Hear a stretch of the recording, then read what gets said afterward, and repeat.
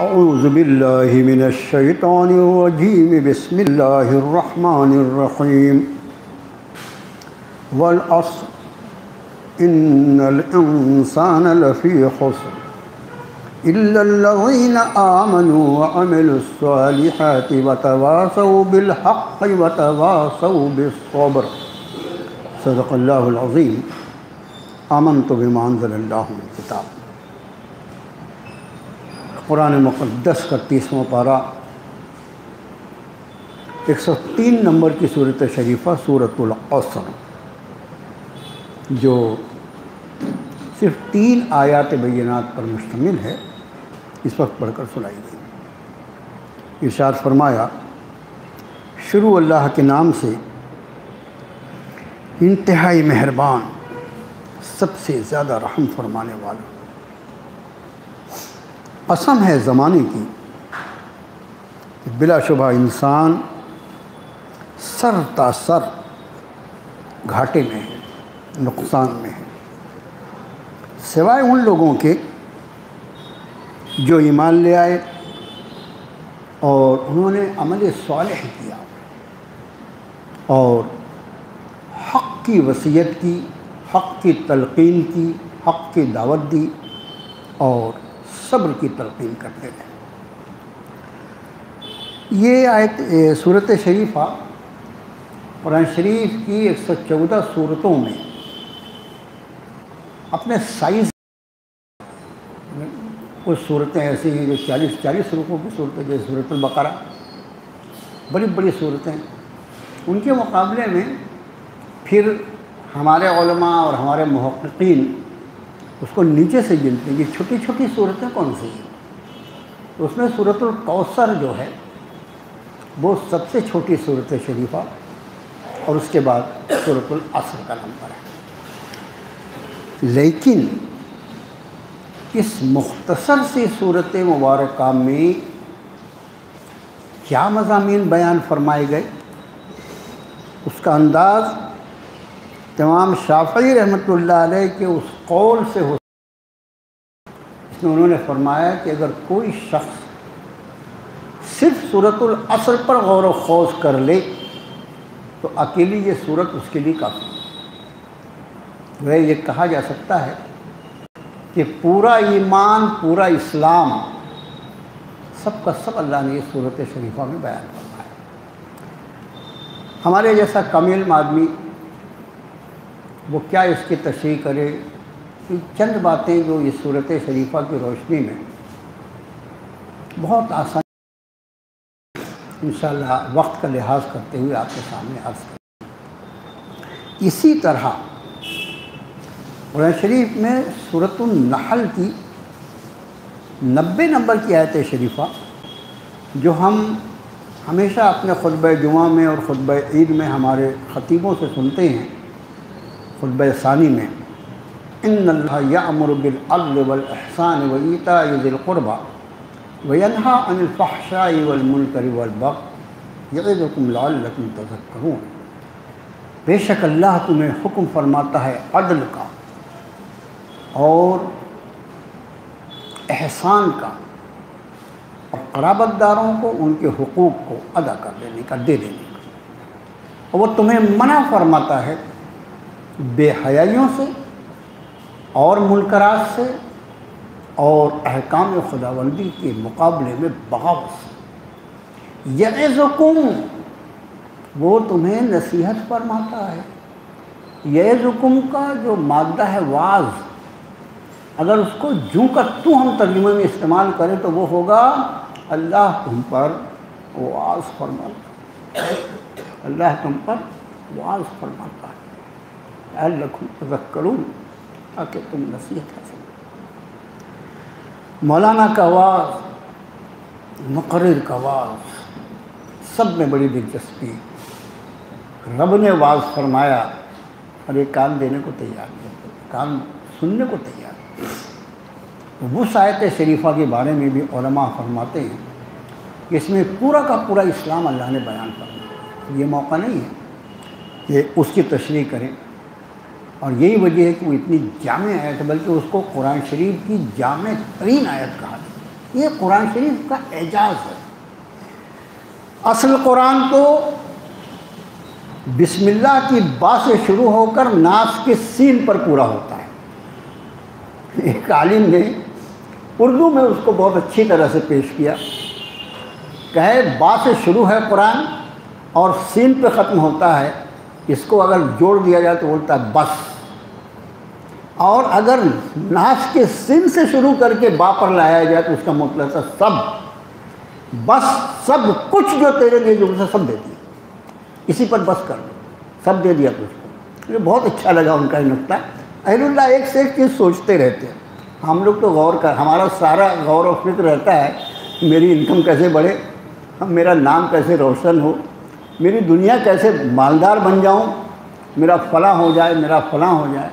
لیکن وہ بھی اہل اللہ ہیں، اصل اہل اللہ تو وہی ہیں جو اللہ کی کتاب میں غور و فکر کرتے ہیں۔ اس لیے کہ قرآن نے اس غور و فکر کی دعوت دی ہے۔ افلا یتدبرون القرآن ام علی قلوب اقفالها، یہ لوگ قرآن پہ غور کیوں نہیں کرتے، تدبر کیوں نہیں کرتے، کیا ان کے دلوں پہ تالے پڑ گئے؟ جس نے قرآن کو نازل کیا اس رب نے فرمایا کہ یہ غور کیوں نہیں کرتے، غور کریں گے اللہ کی کتاب میں تو ان کو وہ مل جائے گا جس کے مقابلے میں دنیا کے ساری دنیا کی زمین کو سونے سے بھر دیا جائے اس کی بھی کوئی اہمیت نہیں، اس کے مقابلے میں جو اللہ نے اپنی کتاب میں خیر مما یجمعون، یہ کہیں بہتر ہے ان چیزوں سے جس کو وہ جمع کرتے ہیں۔ اب اس سورۃ شریفہ کا نام سورۃ العصر ہے۔ عصر جو ہے عربی زبان میں زمانے کو کہتے ہیں، یا ہم جس کا ترجمہ وقت کرتے ہیں۔ ہمارے یہاں ہماری روزانہ کی بات چیت میں کچھ ایسی بے احتیاطیاں داخل ہو گئی ہیں، اور اس کی وجہ ہے کہ ہم علماء سے ربط نہیں رکھتے، اور کتاب اللہ سے تو بس اللہ کا ہے، علماء سے رابطہ نہیں ہمارا ہے، ہم تو خود ہی اپنے بہت بڑے مفتی بن گئے۔ کچھ ایسی بے ضابطیاں ہیں ہماری بات کرنے کے انداز میں کہ بعض جملے جو ہوتے ہیں وہ انتہائی گناہ کے ہوتے ہیں، اور امت مسلمہ اس کو عام بات چیت میں استعمال کرتے ہیں۔ کسی سے اس کی کوئی فکر، کوئی پریشانی کی وجہ پوچھو تو اس کا جملہ جواب کیا ہوتا ہے، بہت غور سے کیا کہیں مولانا، زمانہ خراب ہے، زمانہ خراب ہے۔ اس حدیث قدسی کو ذرا دیکھو، حدیث قدسی ہمارے ساتھی الحمدللہ جانتے ہیں، یہ وہ حدیث ہوتی ہے جس کے الفاظ اللہ عز و جل کے ہوتے ہیں، اس کے بعد بھی وہ قرآن نہیں ہوتا، اور اس کے پہلے راوی خود رسول اللہ صلی اللہ علیہ وسلم کی ذات۔ تو اللہ کے رسول صلی اللہ علیہ وسلم ارشاد فرماتے ہیں کہ اللہ عز و جل یہ ارشاد فرماتا ہے کہ زمانے کو برا نہ کہو، زمانہ میں ہوں، اور تم زمانے کا رونا روکو۔ خیال بھی ہے جب تمہارے زبان سے یہ جملہ نکلتا ہے کہ زمانہ خراب ہے، کہ اس کو خراب کہہ رہے ہو۔ میرے بھائیو، یہی وجہ ہے ہمارے یہاں اللہ نے اس اسلام کی برکت سے جو ہم کو زندگی کی آسانیاں عطا فرمائیں، ورنہ ان پڑھے لکھوں کو بھی آپ جانتے ہیں اور ہم نے بھی اپنی آنکھوں سے دیکھا ہے، محل جیسا ایریا، بہت پڑھے لکھے لوگوں کا ایریا، وہاں ایک بار میں گزر رہا تھا، ایک جگہ بالکل بھرا پورا علاقہ، ٹریفک پورے اس پہ چل رہا ہے، اچانک سڑک پر سے ایک بلی دوڑ کے چلی گئی، دونوں طرف کا ٹریفک اس طرح رک گیا میرے دوستو جیسے اچانک سگنل لال ہو گیا ہو۔ میں نے بلی کو بھاگتے دیکھ لیا، دل میں اللہ کا شکر ادا کیا پروردگار کہ تو نے یہ دین نہ دیا ہوتا، میں نے اپنی گاڑی بڑھایا، اور میری گاڑی کا بڑھانا تھا تو سارا کا سارا ٹریفک پھر سے جائے۔ مجھے بتائیے، یہ سارے ڈھونگ دھتورے، یہ ساری نیک سوچ، ان سب سے اللہ نے نجات دیا اس اسلام کی برکت سے، اس قرآن کی برکت سے، اس دین کی برکت سے، جس کے ہم تک پہنچنے کا ذریعہ بنی ہے جناب محمد الرسول اللہ صلی اللہ علیہ وسلم ذات عالی۔ تو زمانہ جو ہے اس میں لگانے کے آدمی اپنے اعمال کے بارے میں تیار نہیں کہ میرے اعمال خراب ہو، اسی کی برکت ہے اسلام کی۔ ہمارے ہاں کوئی وقت، کوئی دن، کوئی تاریخ مسلمانوں میں یہ مشرکانہ رسم بھی گھس گئی. کبھی کیا جل کے آدمی بولتا ہے مسلمان ہو کے ایسی منحوس سوچ، ایسی بے برکت سوچ، ہمارے یہاں شادی کے لیے فلاں تاریخ نہیں چلتی. وہ قمر در عقرب، بے عقرب میں کہاں گھس جائے گا چاند جا کے؟ عقرب کہتے ہیں بچھو کو، بچھو کے پیٹ میں چاند گھسے گا کیا؟ عجیب بیوقوف ہے. اے صاحب وہ پہلے کیلنڈر لاؤ، اس میں وہ عقرب کی تاریخ دیکھ لو، ہم کو وہ تاریخ نہیں چلتی. کوئی کھڑا ہوا ہم کو بدھ نہیں چلتا، کوئی بولا ہم کو اتوار نہیں چلتا. کیا مردود سوچ ہے یہ؟ اسلامی سوچ ہے؟ دن، تاریخ، اوقات، رات اور دن، اس میں کوئی خیر اور شر ہو سکتا ہے؟ تمہارا ایمان کی بنیاد ہے والقدر خیرہ وشرہ من اللہ تعالی. ہر خیر اور ہر شر یہ میرے رب کی طرف سے لکھی ہوئی تقدیر کا نام ہے. اکیلا وہ مالک ہے، نہ کوئی دن مجھ کو متاثر کر سکتا، نہ کوئی ستارہ مجھے متاثر کر سکتا، نہ کوئی تاریخ مجھے متاثر کر سکتی. مجھے جو چیز متاثر کرتی ہے وہ دو چیزیں ہیں. اگر میرا اللہ کے خوف سے میرا دل بھرا ہوا ہے، اگر مجھے اللہ کی توفیق سے تقوی ملا ہے، یہ مجھ سے اللہ کو تقرب کر دینے والا ہے. اور اگر میں بے غیرت ہوں، اگر میں نمک حرام زندگی گزار رہا ہوں، اللہ کی ذات سے بے خوف ہو کر زندگی گزار رہا ہوں، تو بظاہر میری شکل و صورت کیسی بھی ہو، یہ مجھے اللہ کی بارگاہ میں راندے درگاہ کرتی ہے. اپنے اعمال کو بولنے کو تیار نہیں. زمانہ میں آپ سے بہت ادب سے درخواست کرتا ہوں، اس کا خیال رکھیں. زمانہ، رب تعالیٰ نے فرمایا زمانے کو برا نہ کہو. حدیث شریف کہاں سے شروع ہوتی ہے؟ زمانے کو برا نہ کہو، زمانہ میں. تلک ایام نداولها بین الناس، یہ دلوں کا عدل بدل ہے جو ہم لوگوں کے درمیان کرتے رہتے ہیں. ہمارا حکم ہے جس کا نام زمانہ ہے، اس کو کبھی بھی کلنک نہیں. اب والعصر، قسم ہے زمانے. اب جس چیز قسم کا کہیں تذکرہ ہوتا ہے، اب تو اللہ پاک نے آخری حصے میں پہنچایا. جہاں قسم ہوتی ہے وہاں جواب قسم ہوتا ہے. آگے کی جو بات فرمائی گئی اس پر قسم ہوتی ہے. ہر قسم کے بعد جو مضمون ہوتا ہے، اس قسم کو، اس گواہی کو، اس شہادت کو اس مضمون پر رب تعالیٰ پیش فرماتے ہیں. فرمایا والعصر، قسم ہے زمانے کی، ان الانسان لفی، بے شک انسان. لفظ انسان ویسے واحد میں استعمال ہوا، لیکن یہاں پر یہ اس میں جنس کے طور پر استعمال ہوا. یعنی پوری جنس انسانیت، پوری نسل انسانی، سب کے سب نقصان. کس نے کہی یہ بات؟ وہ اللہ جو نفع اور نقصان کا مالک، جو نفع اور نقصان کا مالک اللہ ہے. اس نے فرمایا ساری انسانیت نقصان میں پڑ گئی. یا اللہ، کتنا زیادہ ہمارے لیے الرٹ ہونے کی بات تھی، کتنا زیادہ ہمارے لیے لرز جانے کی بات تھی. انسان نقصان میں ہے. انسانوں کا رب فرما رہا ہے، فرما اللہ. اب یہاں پر اللہ کا ترجمہ مگر کے بدلے اگر یہ کیا جائے سوائے ان لوگوں کے، ہمیشہ ایک ہی لفظ پہ بیٹھنے جانا اس کو پکڑ کے. اس کا لفظ کا ترجمہ جو ہوتا ہے، ترجمہ سیکھنے کا کہ لفظ کے اعتبار جہاں استعمال ہوا سوائے ان لوگوں کے، اس کا معنی یہ کہ اس انسانیت میں سے ایک گروہ کو اللہ عز و جل نے اس میں سے نکالا، اور جس گروہ کو اس نقصان سے نجات کا پروانہ دی رب کائنات نے، جو نفع اور نقصان کا مالک ہے، یہ وہ گروہ ہے جس کی 4 صفات رب نے بیان فرمائی.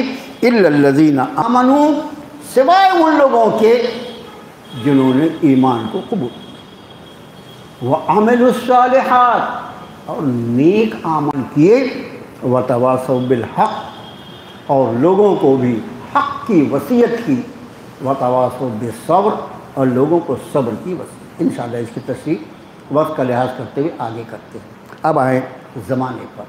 زمانہ کیا ہے؟ ایک بات خیال رکھیں، اس کو اپنے ذہن میں ہمیشہ کے لیے محفوظ کر لیں.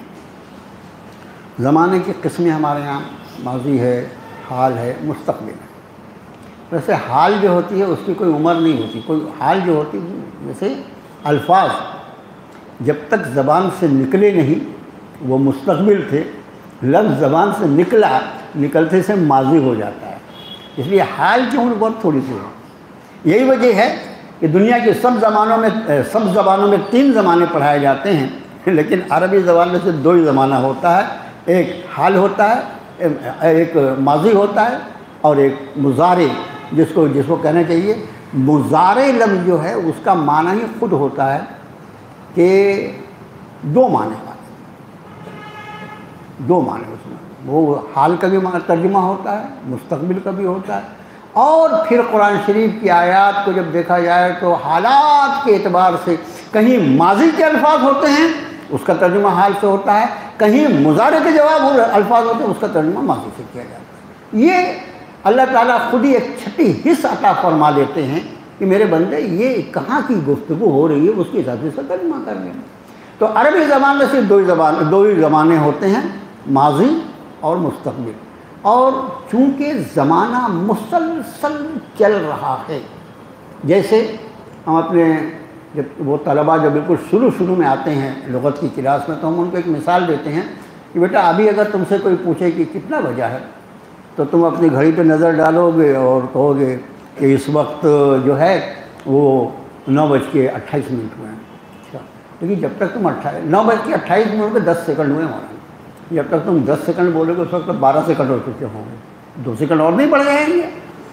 تو زمانہ جو چل رہا ہے، چلنے والی چیز میں یا تو وہ آتی ہوئی دکھائی دے گی یا تو جاتی ہوئی دکھائی دے گی، وہ موجود کب، کھڑی کب رہے گی، وہ کھڑا تھوڑی ہے زمانہ مسلسل گزر رہا ہے۔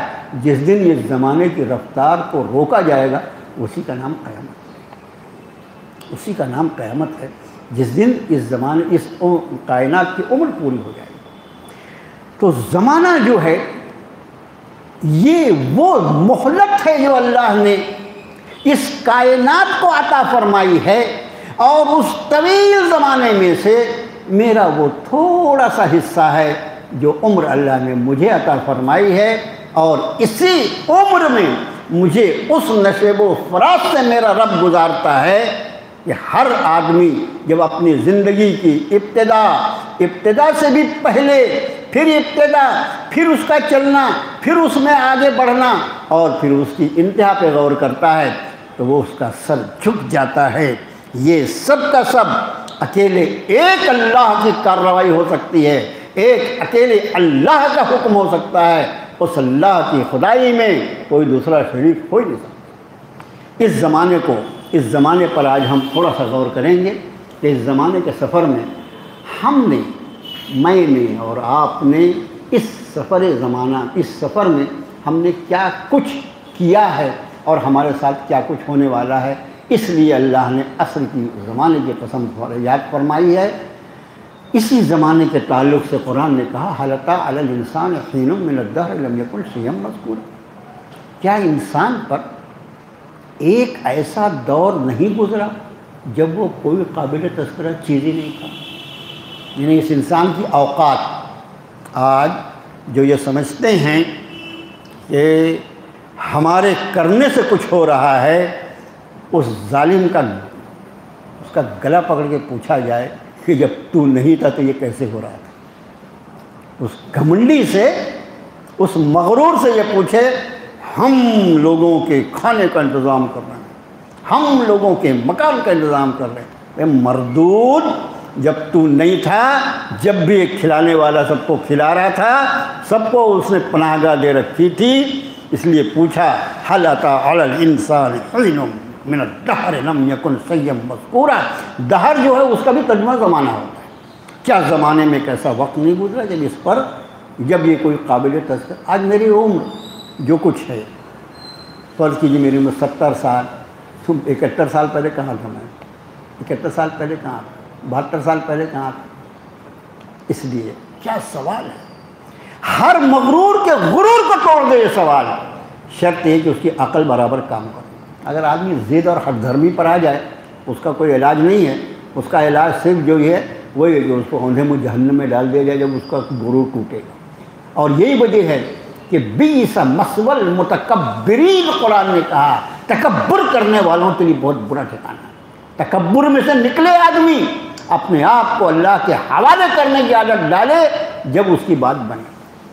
ایک وقت تھا کہ ہم کہیں نہیں تھے، ہمارا کہیں تذکرہ ہی نہیں تھا، پھر ہمارے رب نے اپنے امر سے ہمیں ہمارے والد کی پشت میں محفوظ کیا، اور پشت میں جب محفوظ کیا تو اس جمع کرنے والے اللہ نے خدا جانی دنیا کی کتنی نعمتوں کو یکجا کر کے اس ایک قطرے منی کو بنایا تھا جس سے میری تخلیق ہوئی۔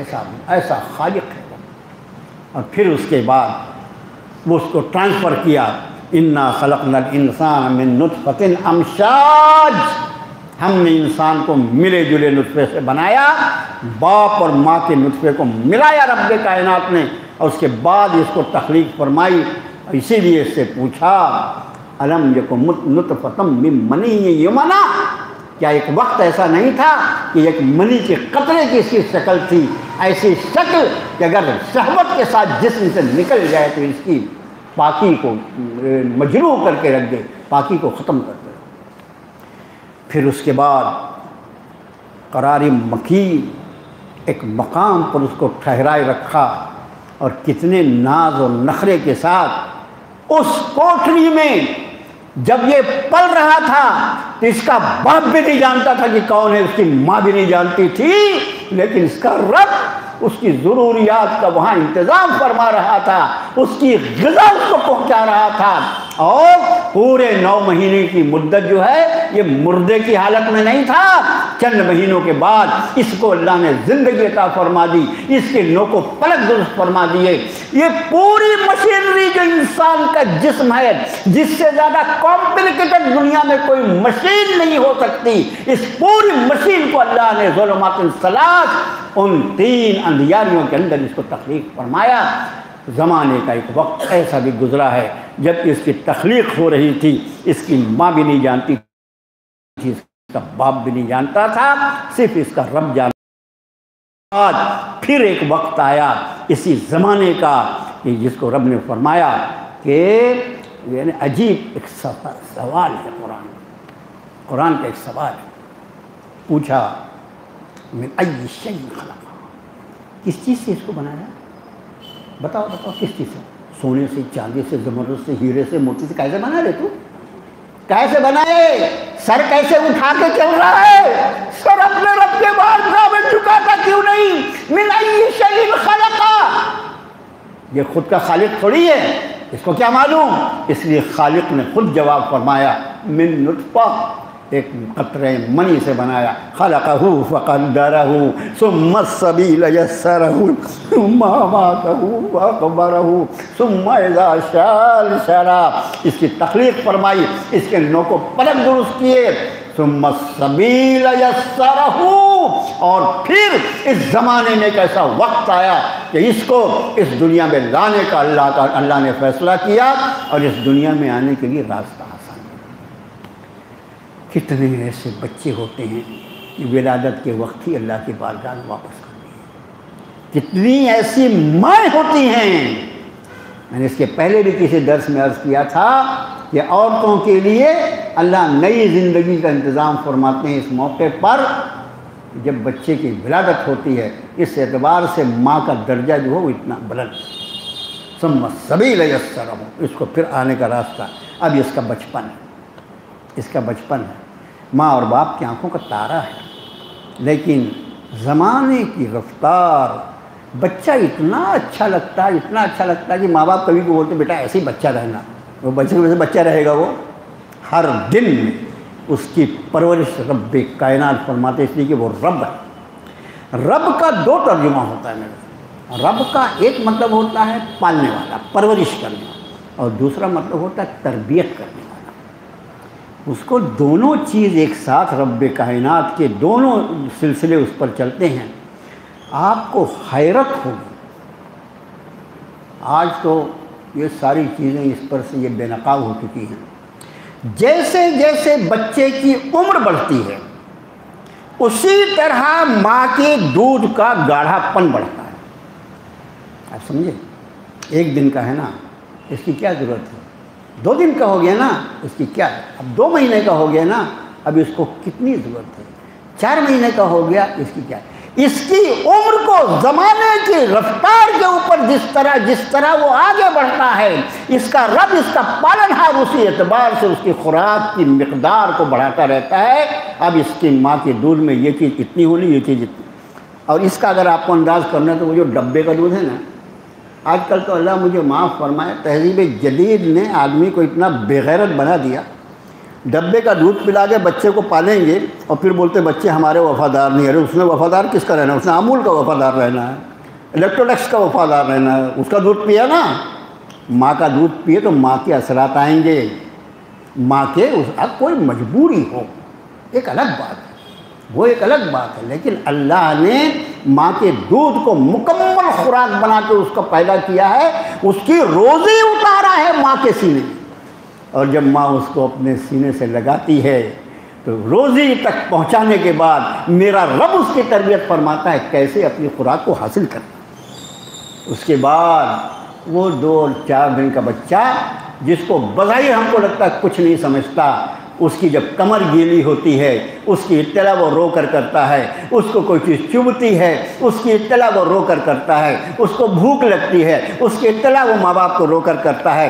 کون سکھاتا ہے؟ یہ میرا وہ رب جس نے زمانے پر سوار کر کے اس کو ماں کے پیٹ سے باہر کیا ہے، اور اس کی ضروریات کا رب ہے، وہ اس کی جیسی ضرورت ہوتی ہے ویسا اس کی تربیت فرماتا ہے۔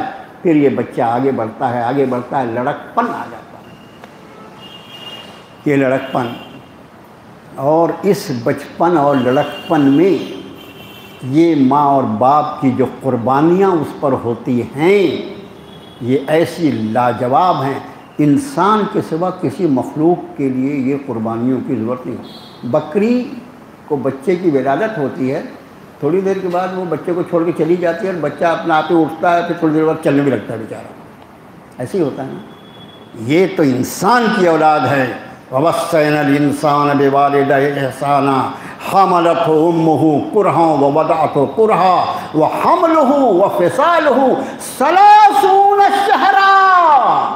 ہم نے انسان کو اس بات کا حکم دیا اپنے ماں باپ کے ساتھ حسن سلوک کرنا۔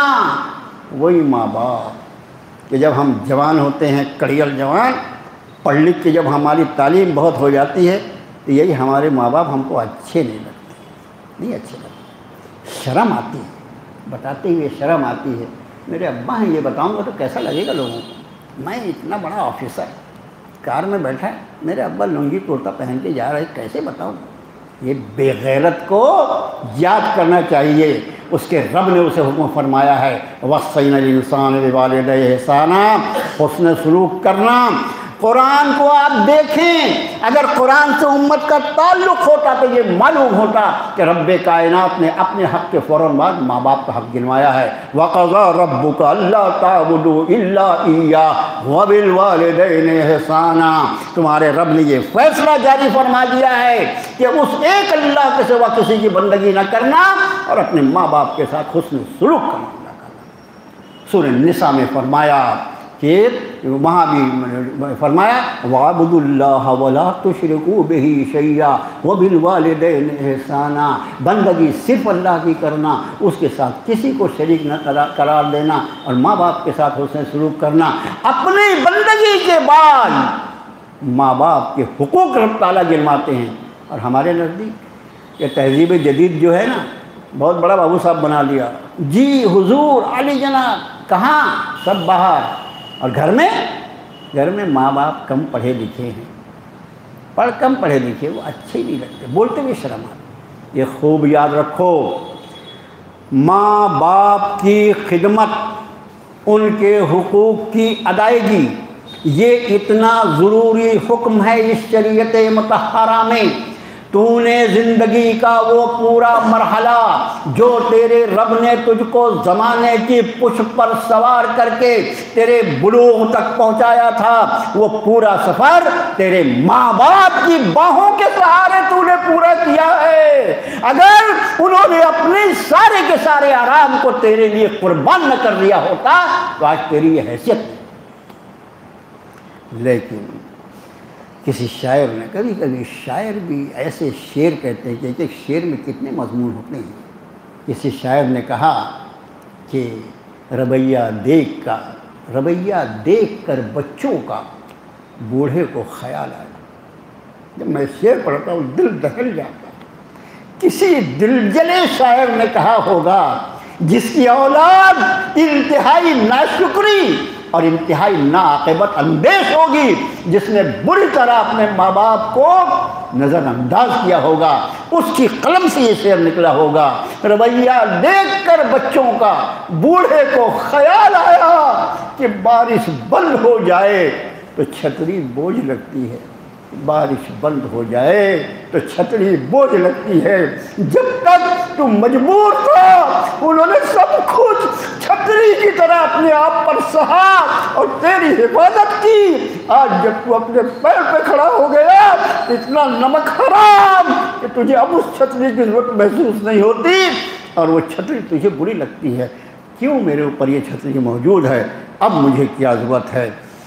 اللہ کے رسول صلی اللہ علیہ وسلم نے فرمایا کتنے گناہ ہیں، ان گناہوں کے ثمرات تو آخرت میں ہوگا۔ زمین جو ہے اس کی طاقت ہی نہیں یہاں بدلہ دیا جائے کچھ نہیں، لیکن فرمایا کچھ ایسے گناہ ہیں جن گناہوں کی سزاؤں کا بعض حصہ اللہ تعالیٰ اس زمین پر بھی لے دیتا ہے۔ آپ اس سے انداز فرمائیں کہ اللہ کے نزدیک کتنا زبردست گناہ ہوگا۔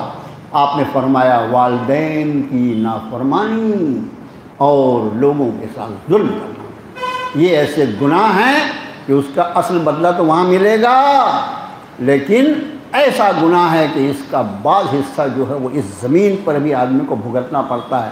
میں آپ کو سیدھی بات عرض کرتا ہوں میرے بھائیوں کہ عموماً ایک فارمولہ دکھائی پڑتا ہے، جس اولاد نے اپنے ماں باپ کی قدر کی ہے ان کے بڑھاپے میں ان کا حق سمجھ کر انشاءاللہ ان کی اولادیں بھی بڑھاپے میں ان کو نظر انداز نہیں کریں گی۔ اور اگر ہماری اولاد ہم کو نظر انداز کر رہی ہے تو ہمیں سوچنا پڑے گا کہ ہم نے اپنے بوڑھے ماں باپ کے ساتھ کیا کیا۔ جس ماں کے قدموں کے نیچے نبی کریم صلی اللہ علیہ وسلم نے تحت اقدامکم کا جنت، تمہاری ماؤں کے قدموں کے نیچے، جس ماں کے قدم کے نیچے میرے نبی نے جنت کی نشاندہی کی تھی، میں پچھلے جمعے میں ایک واقعہ بیان کیا۔ میری اپنی مسجد، کبھی کبھی ایسے حالات ہوتے میرے بھائیوں۔ ایک صاحب بیچ میں کووڈ کا دور گزرا ہے، اس میں بیچارے کتنے لوگ اللہ کی بارگاہ میں چلے گئے، لیکن مسجد کے نمازی تو سب ایک دوسرے کو جانتے ہیں نا، اس میں کچھ نہیں۔ ایک مصلی جو تھے وہ پورا کووڈ کے زمانہ گزرنے کے بعد بھی 2-4 مہینے کے بعد اچانک جمعے میں السلام علیکم مولانا، بیچارے بچپن سے مجھے جانتے ہیں۔ میں نے کہا بھائی اتنے دن سے آپ دکھائی نہیں دے رہے، کہاں تھے آپ؟ خیریت تو ہے؟ نہیں اللہ کا شکر ہے مولانا۔ کیا بتاؤں آپ کو میں کہاں تھا، کیوں؟ انہوں نے کہا 4 میرے جوان بیٹے، 4 جوان بیٹے، چاروں نے مجھے بھگا دیا ہے اور اس کی وجہ سے میں دور ایک مسجد میں گمنامی کی زندگی گزر رہا ہوں۔ یہ جب وہ کہہ رہے تھے، ان کے بازو میں ہمارے مسجد کے ایک اور ممبر وہ کھڑے ہوئے تھے، کہنے مولانا میں اس کی گواہی دیتا ہوں، ان کے 4 لڑکے میں سے ایک لڑکا خود میرے پڑوس میں ہے۔ جن بوڑھے، اور اس شخص کو میں پرسنلی جانتا ہوں کہ اس کا جو روزی کمانے کا طریقہ تھا وہ کھڑا ہو کر، بعض روزی کمانے والے ہمارے جیسے بابو صاحب جیسے لوگ، اللہ نے آسان روزی ہماری تقدیر میں لکھی تھی کہ اسی کمرے میں بیٹھے ہوئے ہیں، کرسی پہ بیٹھے ہوئے ہیں، لیکن بعض لوگوں کو روزی کمانے میں بہت مشقت والی ہوتی ہے نا وہ روزی۔ وہ آدمی جو روزی کمایا ہے مسلسل دن بھر کھڑا رہ کے وہ روزی کمایا، اس نے اتنی تکلیف اٹھا کے جس باپ نے 4 بچوں کو جوان کیا، ان کو پڑھایا، ان کو لکھایا، 4 جوان بچے مل کر ایک بوڑھے باپ کو نہیں سنبھال سکتے۔ ایک کے گھر جاتا ہے تو وہ بولتا اس کے گھر جاؤ نا، اس کے گھر جاتا ہے تو بس یہ مجھے معلوم ہوا۔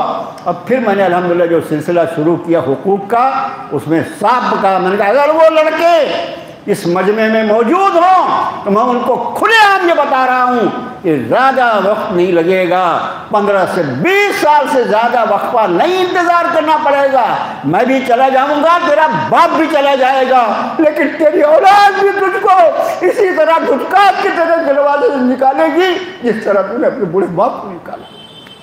میرے بھائیو خود سوچو، میں نے والعصر، قسم ہے زمانے، اسی زمانے پر سوار پھر یہ جوانی کی عمر کو پہنچتا ہے۔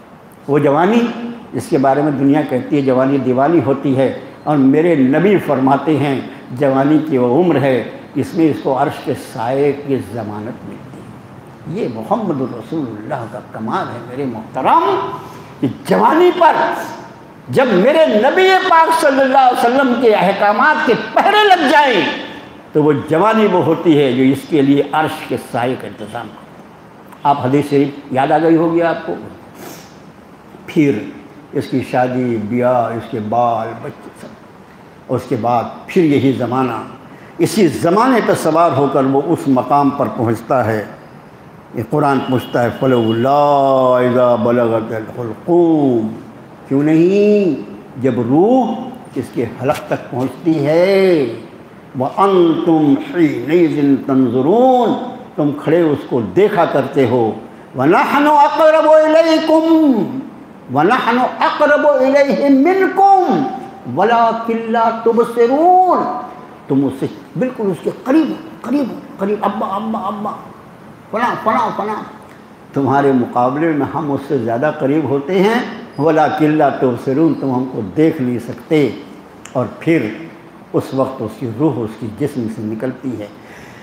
اس زمانے کے سفر نے اس کو اس ڈیڈ بیڈ پر پہنچایا، موت کے بستر پر پہنچایا، اور اس کی واپسی اس کے رب کی بارگاہ میں ہوئی، اور اس واپسی کے بعد پھر دنیا کہتی ہے وہ دنیا کے جنجال سے نکل گیا، اور ہم یہ کہتے ہیں کہ اصل اس کا جنجال اب شروع ہو گیا۔ اس کا اصل مسئلہ جو ہے ہم نہیں کہہ رہے، امام غزالی رحمۃ اللہ علیہ نے فرمایا یہ بات، انہوں نے کہا کہ سارے لوگ سو رہے ہیں، سارے لوگ سو رہے ہیں، موت آتی ہے تو جاگ جاتی ہے، لیکن اس کتاب کا کمال یہ ہے کہ وہ زندگی میں جگا دیتی ہے، اس سونے کے پہلے، اس جاگ آنے کے پہلے زندگی میں جگا دیتی ہے، کہ جب اس وقت تیری نیند نہ کھلے تو دنیا میں جاگ کر زندگی گزارے، تاکہ تیری موت جو ہو وہ ایسی موت ہو جس کے لیے جناب نبی کریم صلی اللہ علیہ وسلم نے فرمایا کہ مومن کے لیے موت اللہ کی طرف سے تحفہ۔ یہاں تک کیسے آیا یہ؟ والعصر، قسم ہے زمانے کی پیٹھ پر اللہ نے اس کو سوار کر کے اس کو نطفے سے مدغہ سے بچہ، بچے سے پھر اس کو پیدا کیا، پھر اس کا لڑکپن، پھر اس کی جوانی، پھر اس کا بڑھاپا، پھر اس کی موت، یہ سب کا سب قسم ہے زمانے کی۔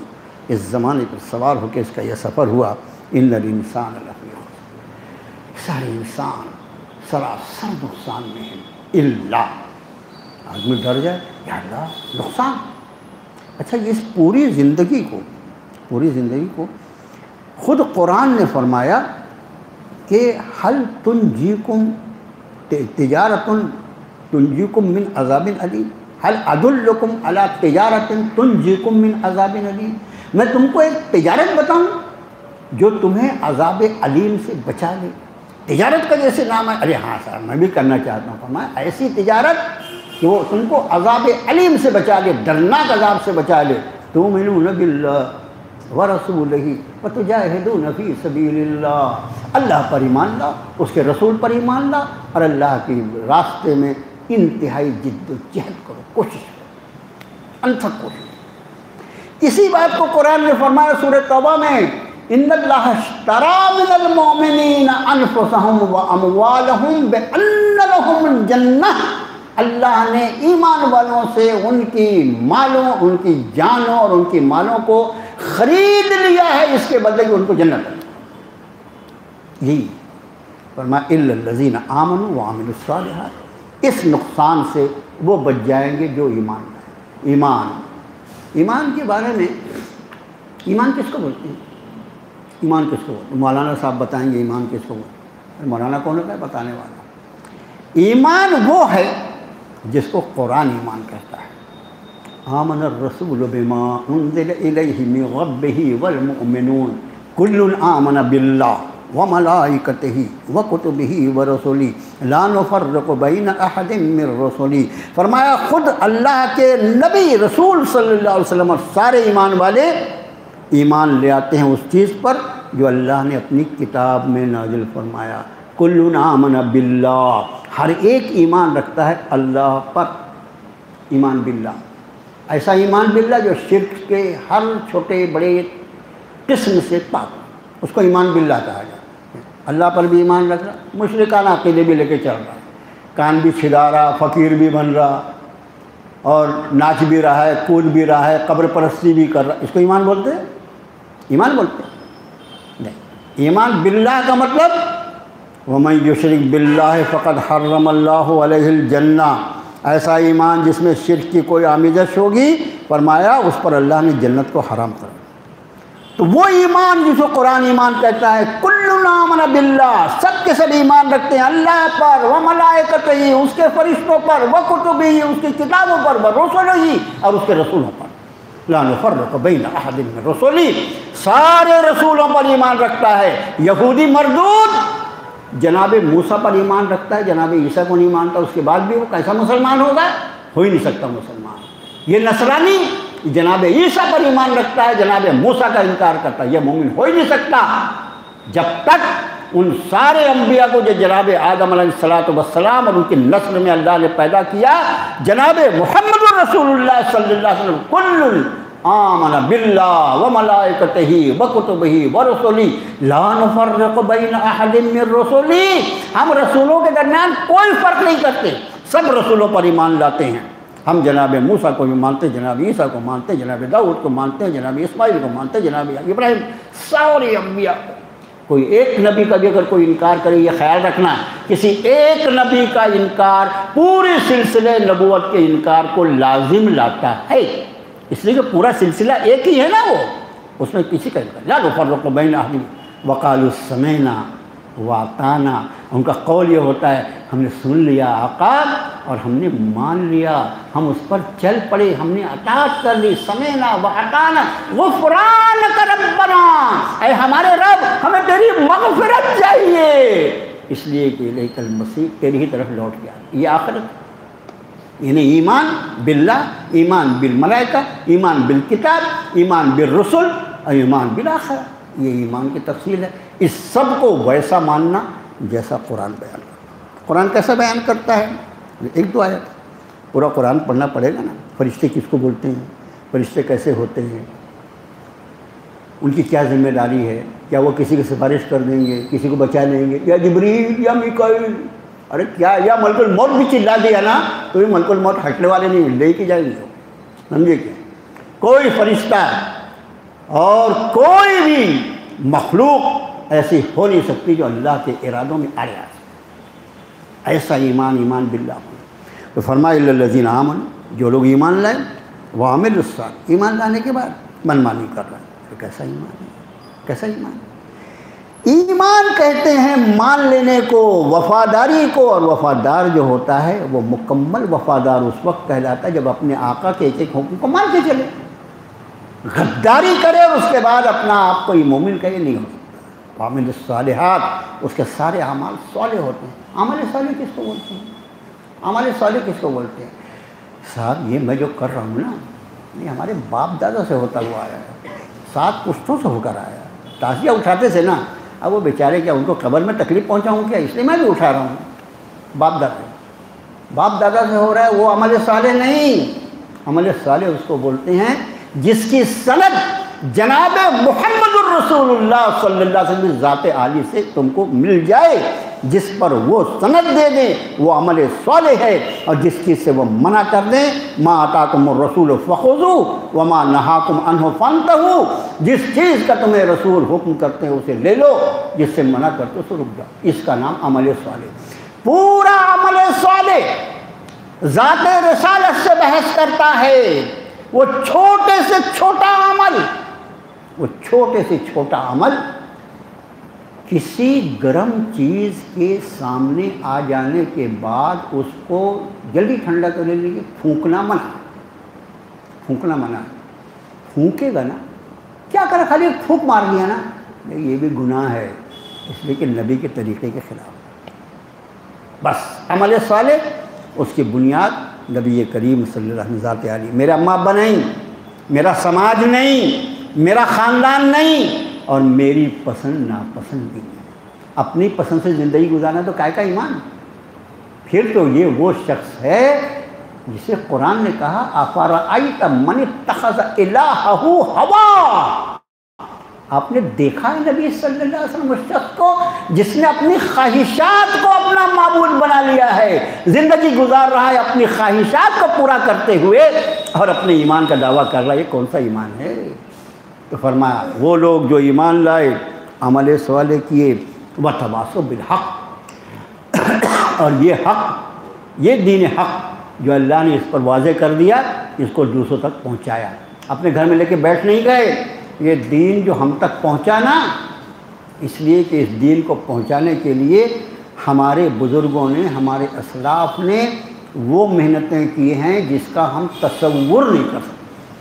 ان کے دین کا اہم ترین مقصد جو تھا وہ اللہ کے دین کو اس کے دوسرے بندوں تک پہنچا دیا۔ ہمارا تو یہ حال ہے کہ ہم سے عمل ہی نہیں ہوتا۔ تو دین کے اعمال میں عمل صالح کے بعد وتواصوا بالحق، لوگوں کو حق بات کی وصیت کی، وتواصوا بالصبر، یہ صبر کی تشریح مفسرین نے فرمائی۔ صبر کہتے ہیں حق کی وصیت کا مطلب ہے اعمال صالح کی تلقین کرنا، اور صبر کی تلقین سے مطلب ہے گناہوں سے بچنے کی وصیت کرنا، اس لیے کہ گناہوں سے بچنے کے لیے صبر لگتا ہے، گناہوں سے بچنے کے لیے صبر لگتا ہے، اور حق پر عمل کرنے کے لیے مصیبتیں اور پریشانیاں، مشقتیں جھیلنی پڑتی ہیں، ان سب کا علاج صبر ہے۔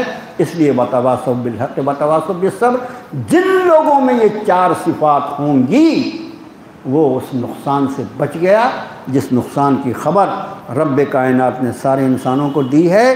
انسانوں کا وہ بابرکت گروہ، وہ مقدس گروہ، اللہ کا وہ محبوب بندوں کا گروہ جو ایمان قبول کر کے عمل صالح پر آ کر لوگوں تک حق پہنچاتا ہے اور لوگوں کو صبر کی تلقین کرتا ہے، اس کو کوئی نقصان نہیں، وہ سراسر فائدے میں ہے، دنیا میں بھی فائدے میں اور آخرت میں بھی فائدے میں ہے، اس لیے کہ اللہ تعالیٰ جس نفع نقصان کی بات کرتے ہیں وہ مخصوص آخرت کے ساتھ نہیں ہوتا میرے بھائیوں، وہ دنیا پر بھی اس کا ان احکام کا انطباق ہوتا ہے۔ اس لیے ایک مومن جو اللہ کی رضا کے مطابق جناب نبی کریم صلی اللہ علیہ وسلم کی سنتوں کے مطابق زندگی گزارتا ہے، وہ دنیا کے اعتبار سے بھی فائدے میں ہے، چاہے دنیا والے اسے بیوقوف سمجھے، اور آخرت کے حساب سے تو انشاءاللہ دنیا اپنی آنکھوں سے دیکھ لے گی کہ جس کو ہم بالکل احمق سمجھتے تھے، عجیب آدمی ہے، یہ انجوائے کرنا نہیں جانتا، اس کو انجوائے کرنا نہیں آتا، ارے کیا سکھی سکھی زندگی گزار رہا ہے، وہ کتنے نرم والے آخرت میں اس کو ملتے ہیں۔ انشاءاللہ ہماری اور آپ کی نہیں، ساری دنیا کی آنکھیں دیکھیں گی۔ اللہ سے دعا ہے اے اللہ اس خسران عظیم سے ہمیں، ہماری نسلوں کو، ہمارے بال بچوں کو اور پوری امت مسلمہ کو محفوظ رکھ۔ صلی اللہ تعالیٰ علی خیر خلقہ محمد وعلی آلہ واصحابہ اجمعین برحمتک یا ارحم الراحمین۔